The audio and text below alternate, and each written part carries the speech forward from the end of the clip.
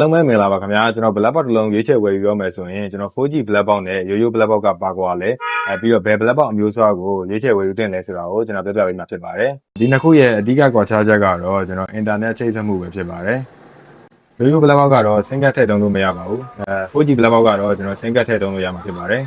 နောက်ထပ်ကွာခြားချက်တစ်ခုကတော့ကျွန်တော်ဗီဒီယိုကြည့်ရှုတဲ့အခါမှာကျွန်တော်ရိုးရိုး black box ကဆိုလို့ရှိရင်ကားအနီးနားရောက်မှသာ Wi-Fi ကိုချိတ်ဆက်ပြီးတော့ကြည့်ရှုလို့ရမှာဖြစ်ပါတယ်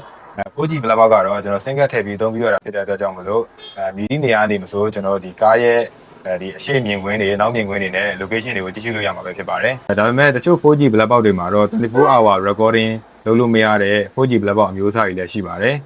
ရိုးရိုး black box နဲ့ကျွန်တော် 4G black box နဲ့ဘာကိုရွေးချယ်တင်လဲဆိုလို့ရှိရင်တော့ကိုကဒီတာမန်အဖြစ်ကျွန်တော်ဒီကားမတော်တဆဖြစ်တဲ့ဗီဒီယိုဖိုင်တွေကိုပဲလိုချင်တယ်အဝေးကနေပြီးတော့ live ကြည့်တာမျိုးတွေမလိုဘူးဆိုလို့ရှိရင်တော့ကျွန်တော်ရိုးရိုး black box ကိုပဲရွေးချယ်ဝယ်ယူတင်ပါတယ်ဒီလိုမှမဟုတ်ဘူးကျွန်တော်ကားကိုအချိန်ပြည့်ကျွန်တော်စောင့်ကြည့်နေတယ် location တွေကိုအချိန်ပြည့်ကြည့်နေတယ်ဆိုလို့ရှိရင်တော့ကျွန်တော် 4G black box ကိုရွေးချယ်ဝယ်ယူတင်ပါတယ်